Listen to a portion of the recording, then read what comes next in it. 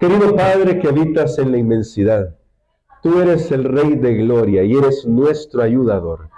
Y hoy quiero pedirte, por favor, que nos ilumines con tu palabra para que traigas sanidad a nuestros corazones y nosotros también podemos ser agentes de sanidad para quienes nos rodean. Oramos en el nombre de Cristo Jesús. Amén. Vamos a ir a Génesis capítulo 45. Ahí vamos a leer una historia, una parte de la historia, ya los pondré en contexto, que es fascinante, una historia tremenda. Recuerden compartir su Biblia con quienes no tengan una Biblia por acá, pero Génesis capítulo 45, de los versos 4 al 8, dice de la siguiente manera. Pero José les dijo, acercaos ahora a mí. Ellos se acercaron y él les dijo, yo soy José vuestro hermano, el que vendisteis a los egipcios. Ahora pues, no os entristezcáis, ni os pese haberme vendido acá, porque para salvar vidas me envió Dios delante de vosotros. Pues ya ha habido 2 años de hambre en medio de la tierra, y aún quedan 5 años en los cuales no habrá arada ni siega. Dios me envió delante de vosotros para que podáis sobrevivir sobre la tierra, para daros vida por medio de una gran liberación. Así pues, no me enviasteis acá vosotros, sino Dios, que me ha puesto por padre de Faraón, por señor de toda su casa y por gobernador en toda la tierra de Egipto. Lo que vamos a estudiar hoy es cómo podemos convertirnos en personas que pueden llevar sanidad a la familia, a la iglesia, a la sociedad, porque hemos recibido esa misma sanidad de Dios. ¿Y saben por qué esto es tan relevante? Porque nosotros los adventistas del séptimo día siempre pensamos en los eventos finales y en que estamos más cerca de la segunda venida de Jesús, y gloria a Dios por eso, porque cada día que pasa estamos más cerca de la segunda venida de Jesús.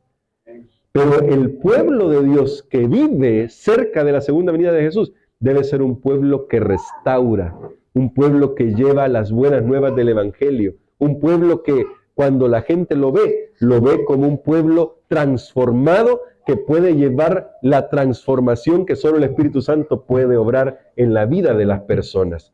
Eso es lo que debe ver. Debe ver un pueblo que a pesar de las heridas, ¿noten lo que estoy diciendo? Un pueblo que a pesar de las heridas es capaz de llevar sanidad a otros. ¿Y cómo se logra eso? ¿Cómo se logra eso? Hoy vamos a descubrirlo. Quiero contarles esta historia. A mí me encanta leer. Y uno de los libros que leí hace tiempo me dejó a mí fascinado. Es una novela de Victor Hugo, un escritor francés de los 1800, 1900. Y él cuenta en una historia, se llama Los Miserables, hasta hicieron una película, hay 2 películas de eso. En esa película Los Miserables, o en el libro, se cuenta la historia de Jean Valjean. Jean Valjean era un niño que fue llevado a la cárcel por robarse una hogaza de pan para comer. A la cárcel. Y ahí lo encerraron y pasó varios años en la cárcel hasta que finalmente un día cumplió su condena y salió, ya hecho un hombre. Imagínense, un niño llevado a la cárcel por una hogaza de pan, que sale a la vida ahora convertido en un hombre, y le dieron un pasaporte amarillo. El pasaporte amarillo lo único que significaba era, él fue un expresidiario, o él es un expresidiario. Así que ahora imagínense a Jean Valjean yendo a un lugar buscando trabajo, y cuando le pedían el documento, él presentaba el documento y era un pasaporte amarillo. La gente miraba el pasaporte amarillo y decía, expresidiario. ¿Qué creen que hacían? Le daban la oportunidad, ¿no? Simplemente lo descartaban y no podemos. Esto comenzó a desesperar a Jean Valjean. Nadie quería conocer su pasado, que simplemente había hecho un acto delictivo. Eso no se va a justificar, pero porque él y su familia se estaban muriendo de hambre. Pero nadie quería saber eso. Simplemente miraban el pasaporte amarillo y decían, ex convicto, ex presidiario, una persona que ha estado en la cárcel. Nada más. Hasta que un día cuando llegó a un pueblo, un sacerdote, el sacerdote del pueblo, un pueblo pequeño, el sacerdote del pueblo le cambió la vida. Fue curioso el cambio de la vida, porque Jean Valjean le robó lo único de valor que tenía el sacerdote, una vajilla de plata que su hermana le había regalado. Cuando los soldados lo atraparon y lo llevaron ante el sacerdote, antes que los soldados dijeran, miren, lo hemos atrapado con esta mercancía, el sacerdote le dijo, hijo, se te olvidó también esto, unos candelabros de plata que él tenía también. Entonces los soldados se quedaron sorprendidos y dijeron, entonces usted le había dado las cosas. Eso fue lo que él nos dijo. Sí, le dijo, yo se los he entregado para que inicie una nueva vida. Los soldados se fueron y lo dejaron, y Jean Valjean se quedó asustado frente al sacerdote, y él le dice, ¿por qué? ¿Por qué me salvó? Y el sacerdote le dijo, hijo, yo te he comprado para que ya no seas más esclavo de tu pasado. A partir de ahora, me perteneces, y ahora te pido que seas libre y que vivas una vida mejor. El resto de la novela de Víctor Hugo habla de cómo Jean Valjean trató de honrar eso que hizo este sacerdote por él, tratando de ser la mejor persona que podía ser. Pero ¿saben qué es lo que pasa a menudo? Nosotros por lo general somos esclavos de nuestra propia mente. Somos esclavos de lo que la gente nos dice. Somos esclavos del pasado, de las heridas que tenemos del pasado. Y creemos esto. No somos libres justamente porque estamos tan aferrados a nuestro pasado, a nuestras heridas, a lo que dice la gente de nosotros, que pensamos que tal vez tengan razón y no tenemos valor. Tal vez tengan razón y nuestra vida no es tan valiosa. Nuestra vida no es lo mejor. Y entonces vivimos aferrados con eso. Y como crecemos con eso, luego lo único que podemos dar es tristeza y amargura a los demás. ¿Saben por qué? Porque vivimos tristes y amargados dentro de nosotros. Eso es lo único que damos. Le damos tristeza y amargura a los demás porque nosotros vivimos tristes y amargados. Viktor Frankl, un escritor que me gusta mucho, en un libro que se llama Psicoanálisis y Humanismo, tiene una idea que me gustó muchísimo. Por lo general, hay una corriente en psicología, psicoanálisis propiamente, que dice que nosotros somos el resultado de todas esas experiencias infantiles. Y Freud, de alguna manera, era determinista y dijo, sí, lo que nos pasa de niños nos condiciona para lo que somos de adultos. Vino Viktor Frankl y dijo, no, esto no es así. Lo que nos pasa de niños es en realidad como ladrillos, pero lo que hacemos con esos ladrillos es decisión de cada uno de nosotros. El que quiere construir puentes con esos ladrillos de lo que pasó de niño, va a construir puentes. Y el que quiere construir muros, ¿qué creen que va a construir? Va a construir muros. Pero la decisión es nuestra. ¿Qué vamos a hacer con eso? ¿Qué vamos a hacer con lo que nos ha pasado en la vida? ¿Construir puentes o construir muros? ¿Qué es lo que va a pasar? Bueno, la historia de José nos muestra que es posible, a pesar de las heridas, construir puentes. Es posible. Y el pueblo de Dios que vive cerca del final de la historia debe ser un pueblo que construya puentes. ¿Saben por qué? Porque tenemos que traer a las personas a Cristo Jesús. La vida de José no fue fácil desde el principio. Aunque conocemos la historia y sabemos que era el hijo mimado de Jacob, como hijo mimado también tenía sus problemas. Y nosotros sabemos todo esto, todo el trasfondo. Pero se lo voy a recordar para que lo tengamos en mente. José, el hijo favorito de Jacob, era objeto de las burlas de sus hermanos mayores. ¿Por qué lo odiaban los hermanos mayores? Bueno, justamente porque José tampoco era tan prudente que digamos. Pero no solamente eso, sino porque veía que su papá quería convertir a José en el líder del clan. Para poder evitar que José se convirtiera en el líder del clan, ¿qué hicieron los hermanos de José? ¿Qué hicieron los hermanos de José? Miren, lo vendieron. Pero digamos que lo vendieron, ya fue lo último de toda una serie de cosas. Porque cuando vemos el relato, dice la Biblia, no le podían hablar calmadamente, dice en una parte. No le podían hablar calmadamente. No sé si a usted alguna vez ha tenido que conversar con alguien con quien no quiere hablar y siente que por un momento se le salen las cosas que quisiera decirle. Bueno, así es como actuaban los hermanos de José. Los hermanos de José, por la envidia que le tenían, por todo eso, no podían hablarle con calma, con paciencia. Es decir, cada vez que seguramente hablaban con José, era una de ser cortantes, ser groseros. O sea, esa era la actitud. Y yo le voy a hacer esta pregunta. Cuando alguien es cortante y grosero con usted, ¿usted cómo se siente? ¿Se siente bien y dice, bueno, no pasa nada? No, ¿verdad? Somos seres humanos. Si alguien, yo le estoy contando algo bien emocionado y de repente le dice, mira, sí, ahí otro día vamos a hablar de eso. Yo inmediatamente siento un golpe en el corazón y digo, bueno, ya no le importa lo que yo le estoy diciendo. Entonces, pues, bueno.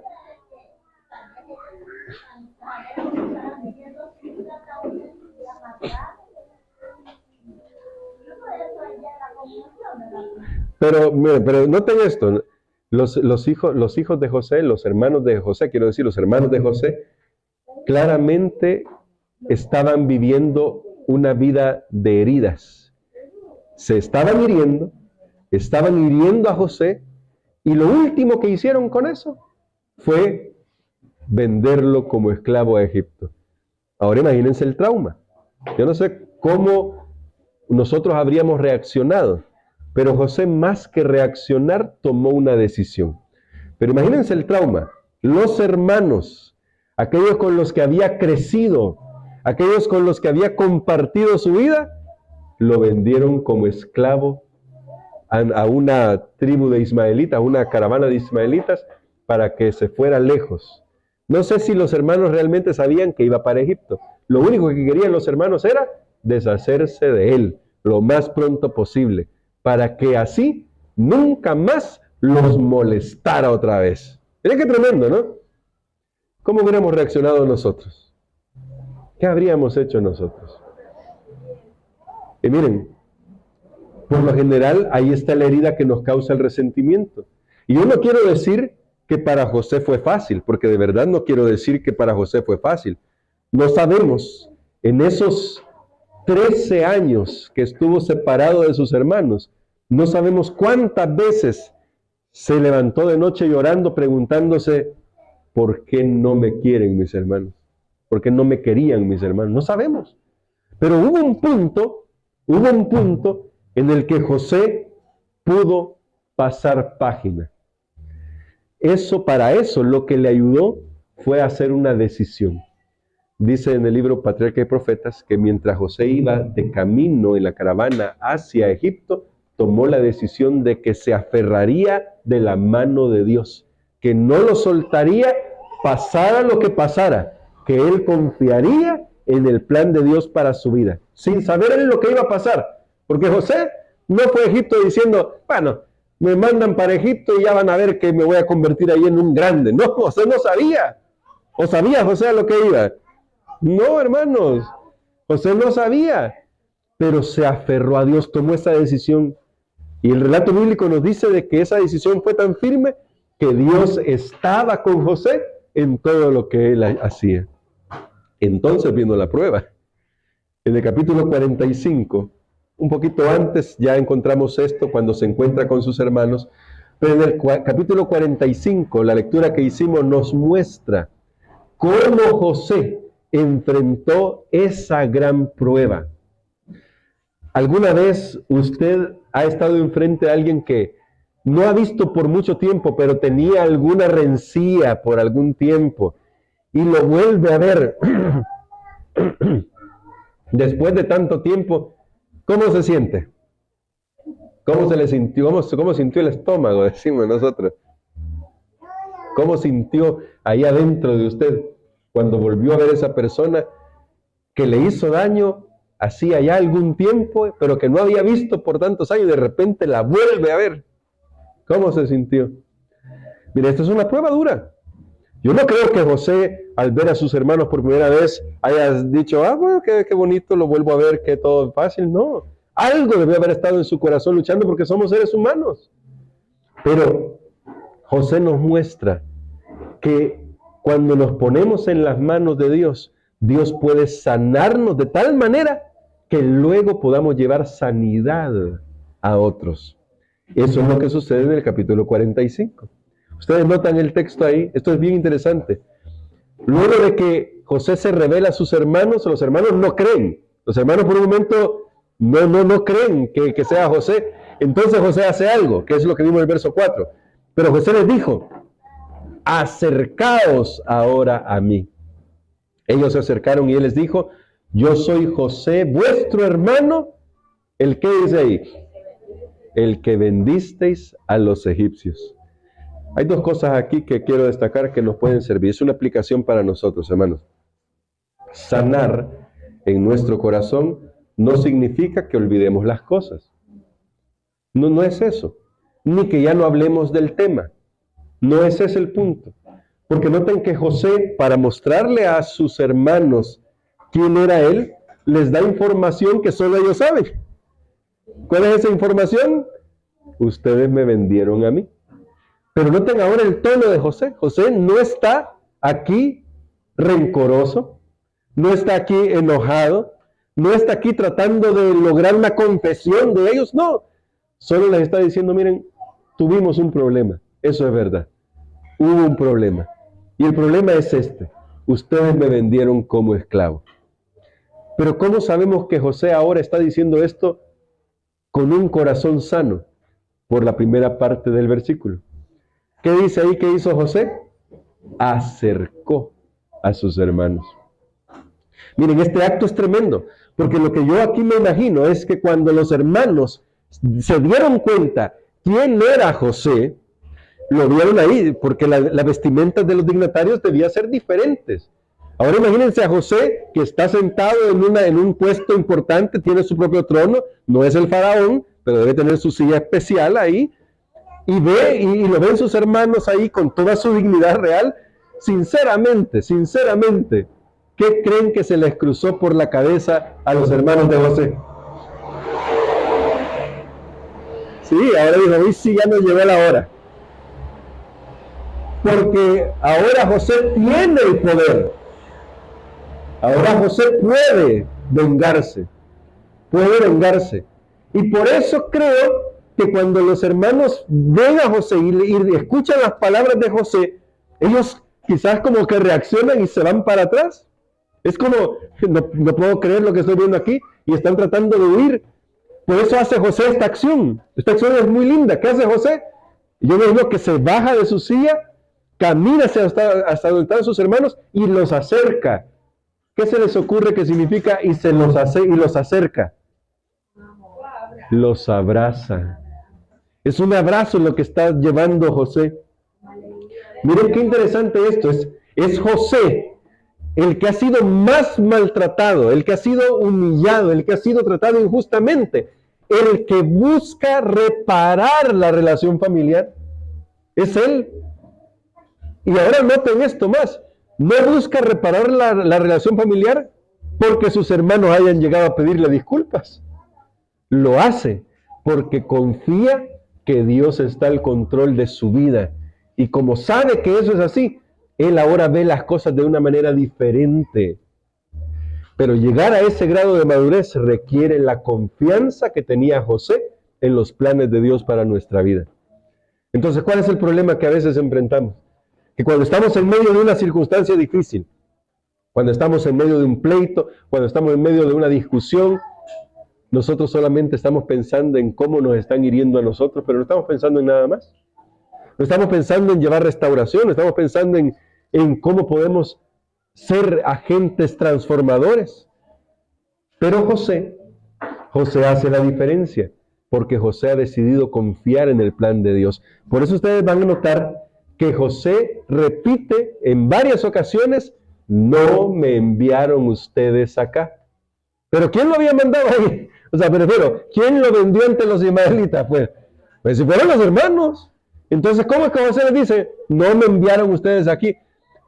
Voy a hacer esta pregunta. ¿Acaso les está quitando responsabilidad a ellos? No les está quitando responsabilidad, porque ya vimos que les dijo, ustedes me vendieron como esclavo. Pero ¿saben qué? Podemos confiar en el plan de Dios, y yo decidí ponerme en las manos de Dios, dice José. Y como decidí ponerme en las manos de Dios, Dios ha guiado todo como Él ha querido. Y al final ha resultado en una bendición. Eso es lo que está diciendo José.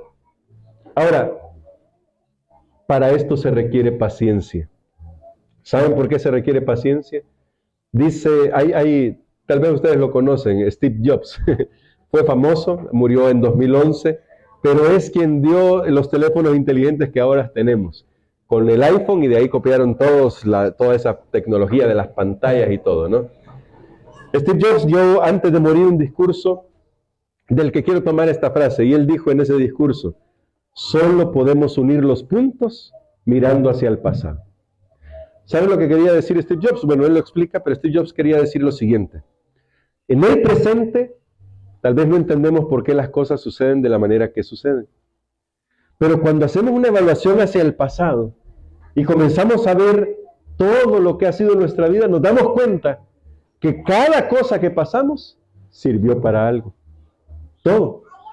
Hermano, pero las cosas malas que pasé también sirvieron. Porque muchas veces sin esas experiencias negativas tal vez no estaríamos aquí.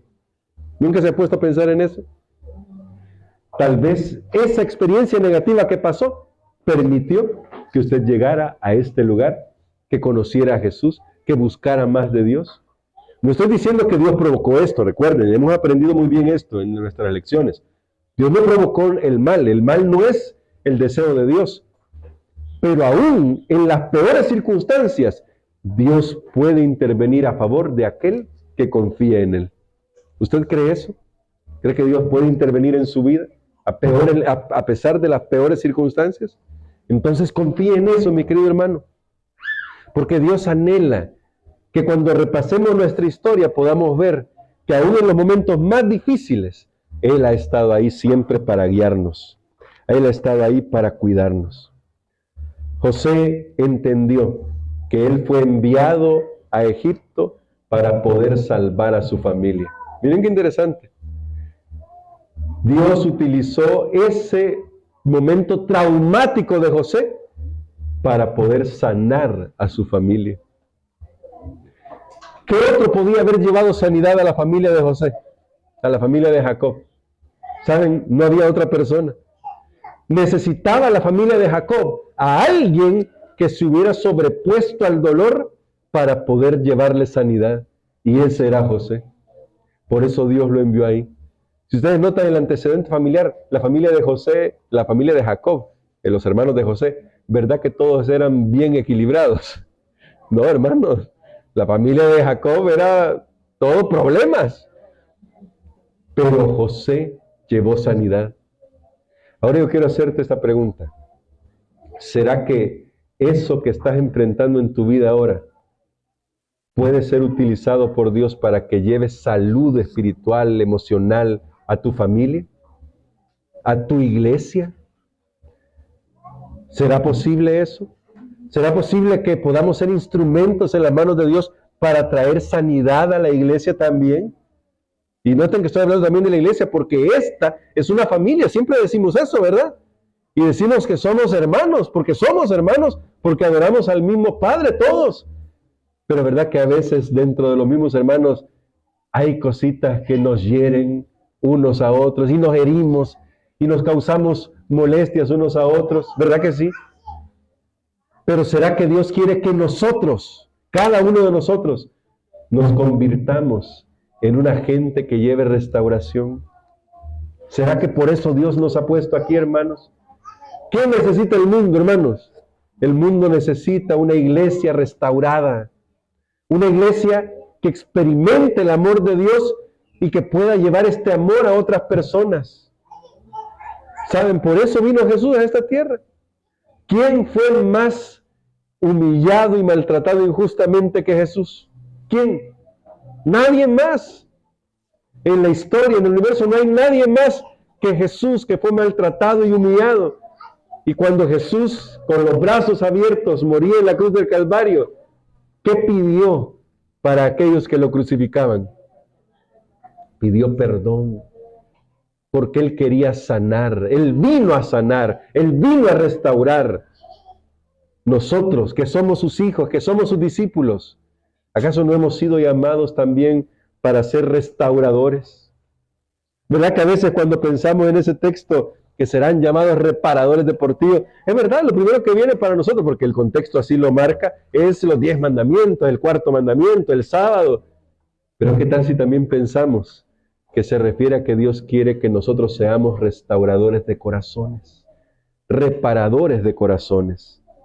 No podemos justificar lo que los hermanos de José le hicieron, y tampoco vamos a justificar las injusticias del mundo. No es eso. Ha quedado claro mientras estudiamos nuestras lecciones que no se trata de justificar.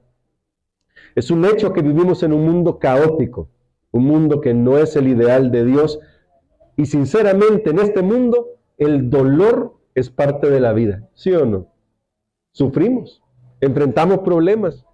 Hoy mismo seguramente algunos hemos venido acá con dolor en el corazón porque estamos heridos. Pero Jesús quiere que sepamos que Él puede sanarnos para que seamos sanadores de otros también. Así que no se trata de racionalizar las injusticias, sino de sobreponernos a ellas con la vista puesta en Jesús, que es el verdadero sanador, porque Él fue la persona más injustamente tratada en el mundo, pero Él es el puente que nos une con el cielo. Y gloria a Dios por eso.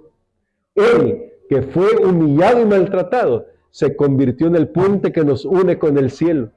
Por eso sus hijos debemos ser constructores de puentes, no constructores de muros. Yo quiero terminar preguntando esto. Queremos darle la oportunidad a Jesús de tomar nuestras heridas, de tomar nuestros traumas, de tomar nuestros dolores, para que Él los convierta en una oportunidad de llevar restauración a otros. Queremos eso, mis queridos hermanos. Queremos que Dios nos restaure y sane nuestras heridas, pero también para que podamos llevar sanidad a otros. ¿Qué tal si le pedimos al Señor que nos ayude para que aprendamos a hablar del pasado ya no heridos, sino como José? Que hablemos del pasado sabiendo que Dios ha estado con nosotros en cada paso. Y aunque es verdad que hay cosas que queremos olvidar del pasado, hoy podemos ponerlas en las manos de Dios para que Dios nos convierta a nosotros en personas que llevan salud y bendición a todos los que nos rodean. Esta iglesia va a ser una iglesia fuerte, va a ser una iglesia poderosa, cuando juntos comencemos a cuidar unos de otros como José cuidó de sus hermanos. ¿Queremos tener la actitud de José, mis queridos hermanos?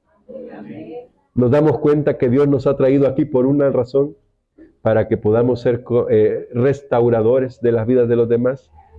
Hacia el final de la historia, esto es lo que más necesitamos. Un pueblo que pueda llevar el Evangelio porque ha sido tocado por el Evangelio. Eso es lo que necesitamos. Que Dios nos ayude. Vamos a poner en pie para cantar nuestro último himno y que la paz del Señor bendiga nuestras vidas.